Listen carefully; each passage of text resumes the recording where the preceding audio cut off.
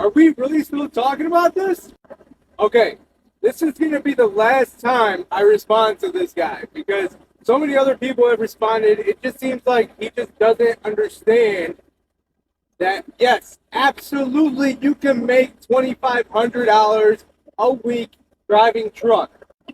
Brother, if you think that you cannot make $2,500 a week driving truck, fine. Keep on making a whole lot less than the rest of us are making. I don't have to argue with you on this. I'm already making it. And there's other people making more than what I'm making.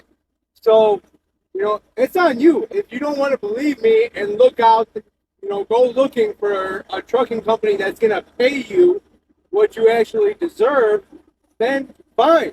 Don't try to better your life. But quit arguing with everyone else about you can't make $2,500 a week, blah, blah, blah. No, yes, you absolutely can. You don't want to? Keep making less than that. I'm going to continue making $2,500 because I know my worth. I know as a truck driver, I am worth at least that. But each their own, buddy. Enjoy your life. So let me help you out with this guy. Sunday, I picked this up in Houston, going to El Paso. The rate was $4,000 on that. I picked this load up today, which is Tuesday. It delivers Thursday morning. That load rate of pay is $4,800. So that, my friend, is $8,800. I get paid 30%. So we'll put that times 0.30 equals $2,640, and I'll have work from Sunday at 11 till Friday at 11. 5.5 days, I'll make $2,640. It is doable. You got to get with the right people. You got to be good, and you got to know your worth. But yeah, it's doable. I do that every week. I've made $3,200 in a week. I've also made $1,900 in a week. So it can be done, my man. Here is how I saved $5,500 in 4 months by not idling and using my portable air conditioner with a gas generator. I paid $350 for the AC unit and $550 for the generator. I used to pay approximately $50 to $60 per night for diesel when idling. Now I spend approximately $5 to $7 in 8 to 10 hours.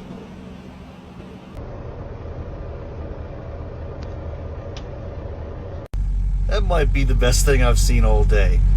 If you park in the paid parking, you gotta pay for it. It's how to fuel and then how you can eat for free on the road.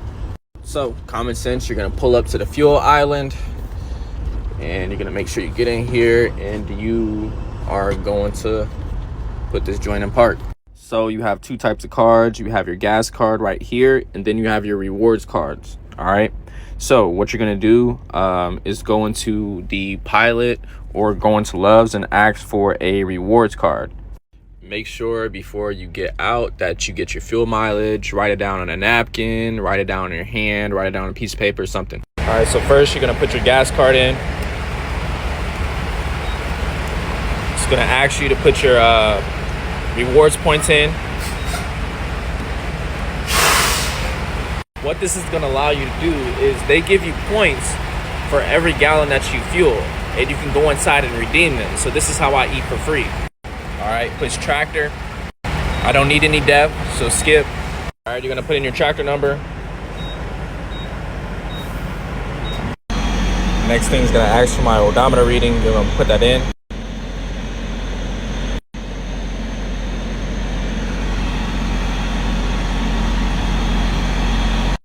Now we're gonna start fueling.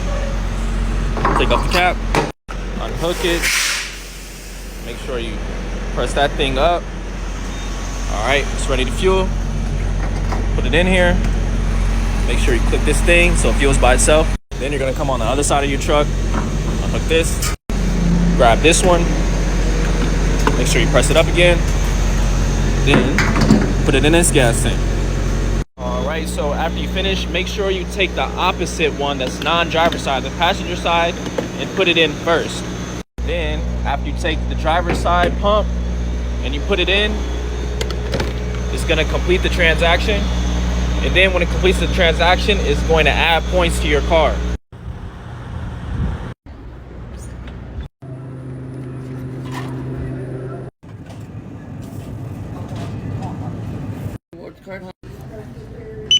And then that's how I get free food every day, by fueling up, getting rewards, and then spending them at Love's or Pilot.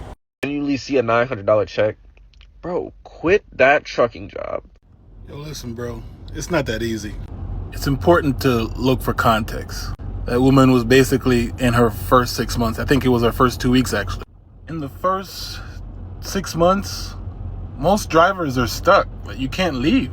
Because one, either you use the company to help pay for training, or two, you paid for it yourself, but then you signed on with a company, but then you still can't leave before your first 6 months, because to go to the next job, for the most likely going to ask you for your last 6 months in like experience, and you're not going to have that because you left. It's not that easy to just skip.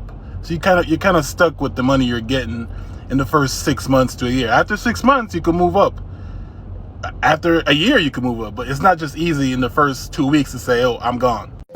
Having a difficult time finding the destination I'm headed for, I came upon this sign. My trailer is 13.6 high. So I called the police department and the fire department, and they told me if I got into the center lane, I would be able to get under the bridge because the outer edges are 12.4. This is an option. They will always help you. It's one of those days, man. I got a 10-pound bag of leg quarters. I gotta take out most of the fat, but I gotta drop a couple lemons in there.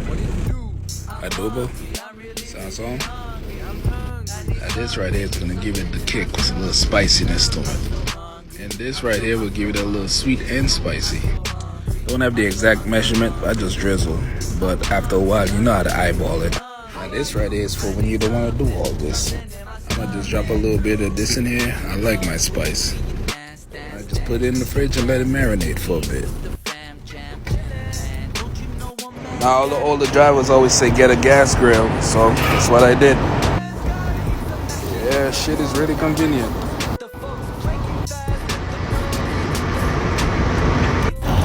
I like it. Burns it a little quick, but it's good. Alright, new drivers, when you get ready to make a tight right like what I'm getting ready to do, you see how I'm blocking both of these lanes because I don't want to take out the United States flag over there on the pole? That's what you do. You just get in both lanes and then you make Heartland Express, our brand new 2023 Kenworth. Our beautiful new 2023 Kenworth. Full seat. Fridge space. Microwave. Top shelf. Bed. Kitchen cabinet. And closet. This is our brand new, and she is Isaac. Isaac is our GPS, our TransFlow, all in one. They are set at 68 mile per hour.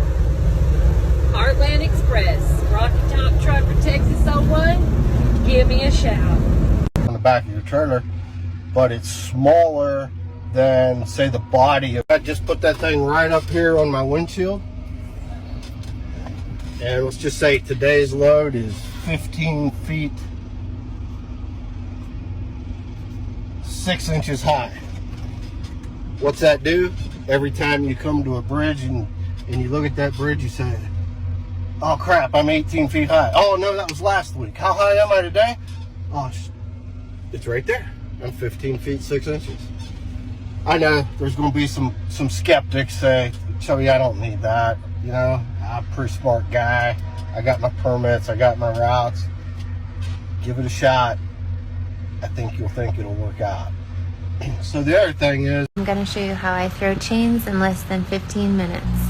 Please notice that I did not say how to throw chains. I know everyone does it differently. We all find our own way. This is mine. First, I always take the time to lay them out like a ladder and make sure there are no kinks. This saves me a lot of time later on. When I lay them out, I'm making sure that all of my cams are unlocked and that the pointy bits are facing up. Then I just lift the chain and drape it over the tire.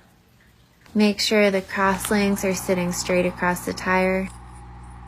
Then I take the inside link end of the chain and not the hook and shove it down in between those dualies. Then I scoot over to the other side of the tire to pull those links through. If you don't have skinny wrists like me, you can use a bungee, fifth wheel puller, coat hanger, whatever works, and hook it. Now it's time to hook up the outside. I kind of wiggle everything around and make sure it's all straight, all the rungs are even, and hook it on the tightest link you can possibly get. Do the same thing on the other tire, same side, da-da-da, da-da-da.